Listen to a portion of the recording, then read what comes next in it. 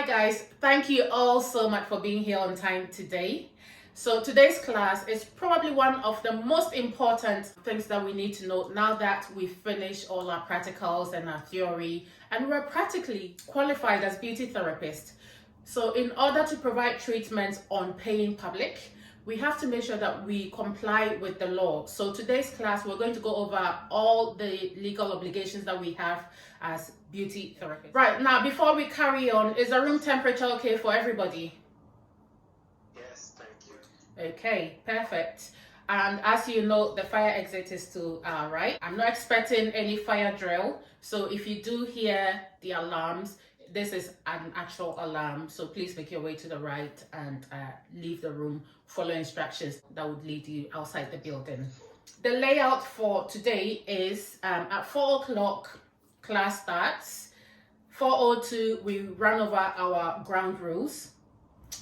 Between 4:07 and 4:15 is the actual lecture where I'm teaching. And then I would give 5 minutes at the end of the teaching for any questions that you have. You can ask those questions. I'm going to quickly remind you of our class rules. I'm just going to put the slide on as we always do at the beginning of each class. So remember that number one is to make sure that your mobile phones are on silence. I'm happy for you to keep your phone on during the class. However, make sure that your phone is on silence just so that if you have an emergency phone call, you can answer it. Make sure when you answer your phone call, you leave the classroom to answer the phone call.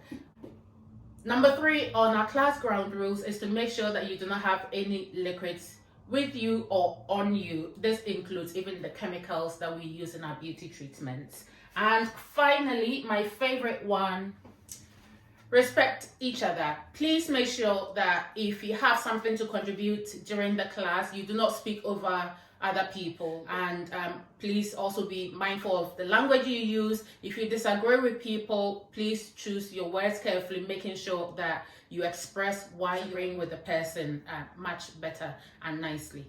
Much better and nicely. With that, we all know each other already.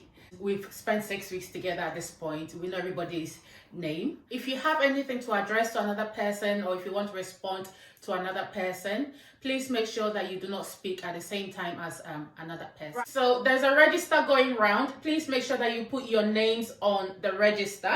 I emailed you all the handout. So some of you may have had a chance to read it. Some of you haven't had a chance to read it yet. It doesn't matter if you've not had a chance to read it yet. We're going to go over everything together as a class. I want you to put it into your folder. You would have to submit your folder so that you can show this as evidence of your portfolio. So please make sure that you make notes as we go along. And if you don't understand anything, feel free to ask me so that I can explain it much better for you. It's very important that you also show that you understand each of the laws. So please feel free to make any notes on your handouts and feel free to ask me any questions whilst the class is ongoing or at the end of the class. Okay, I've got a few pens here. If you don't have a pen or pencil to write with, feel free to help yourself to one of the pens. So before I start, does anyone want to tell me some of the legal obligations that we have as beauty therapists? Anyone? Health and Safety at Work Act 1974. Yes, that's a very important one. And the Health and Safety Act is an act that applies in most workplaces. However, when it comes to beauty, we do have a list that is specifically for those of us in beauty. You all have your workbooks in front of you. I just quickly want you guys to put yourselves in groups and work together. The assignment is a lot of fun, right? So just to help you remember some of the laws, all you have to do is just match the description of a law to the law that you think it is. Does it make sense? Yes. Okay, right. So pair yourselves up and let's do this. The personal protective equipment at one grade or something. According to the Act 2010. Okay, we have to stop now. Well done. I had some very healthy discussions amongst yourselves.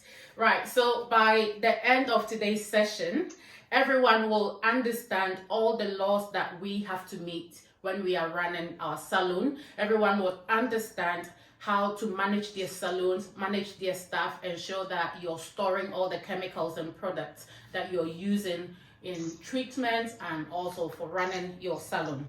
Don't worry if you didn't manage to finish the assignment. Information I'm giving you today, once you go out to set your salon, you would also have to seek independent legal advice to make sure that you are meeting the law and as well as what is set out by your local authority. So some of the responsibilities that we have as salon owners are to make sure that the maintenance of the salon and equipment in the salon are appropriate. We have to make sure that our salons have got the right ventilation. We have to make sure that we have the right lighting and temperature in our salon on a daily basis.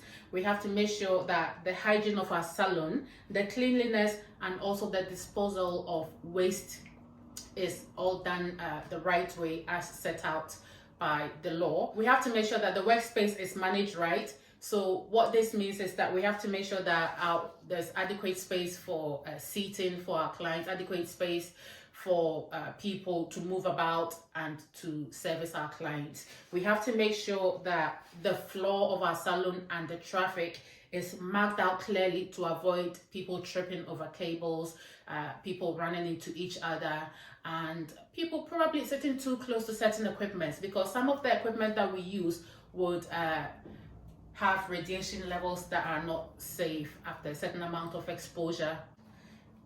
We have to make sure that we do have drinking water in our workspace for both our employees and the people that visit us. We have to make sure there is an area of rest and eating for our employees, so that would be a canteen. We also have to make sure the provision and use of work equipment regulations. All this act simply means is that we have to make sure that we use the equipment that we have in our salon the right way. So before employees can use each equipment, it is the manager's duty to make sure that that employee is trained to use that machine. So it is our duty to make sure that all the machines that are used in our salon is also serviced.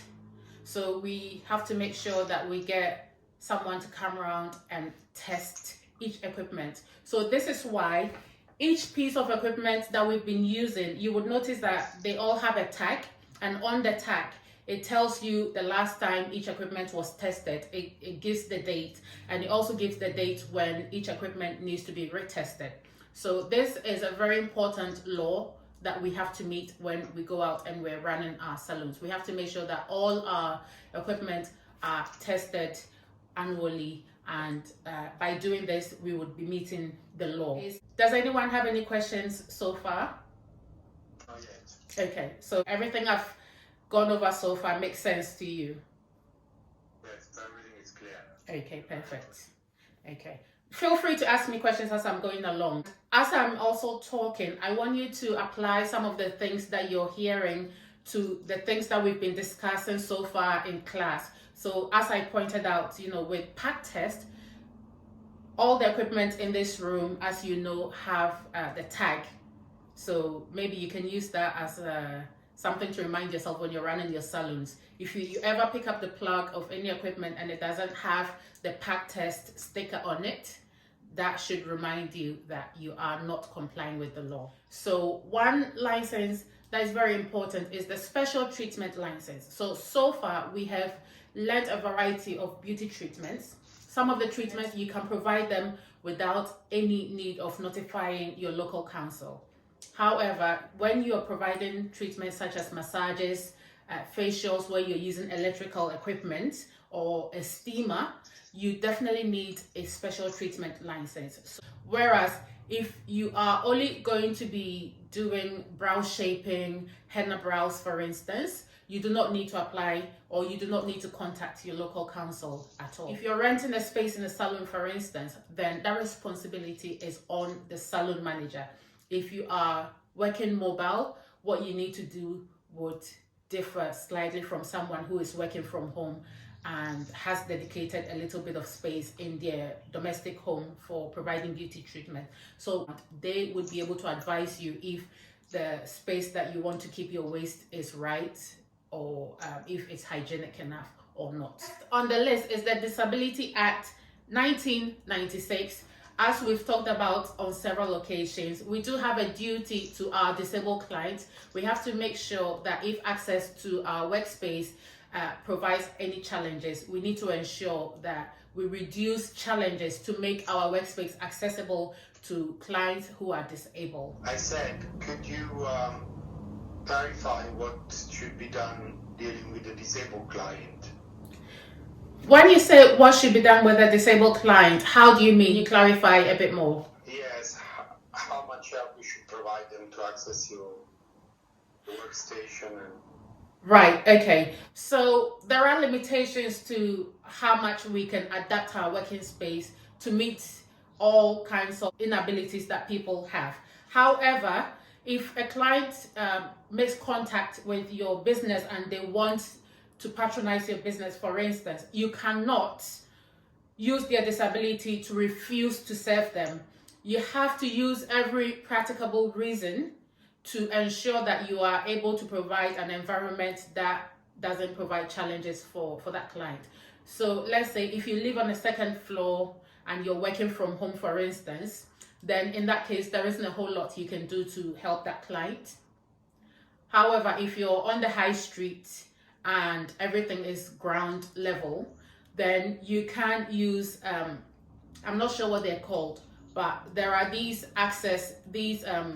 slanting equipment that helps people in a wheelchair, for instance, to be able to access any platforms that is slightly higher than a ground floor. So you can do little tweaks like that to make life a little bit easier for your clients. So you can adapt a pregnant woman's massage by letting them lie on their side, for instance. So that's an example of what you can do.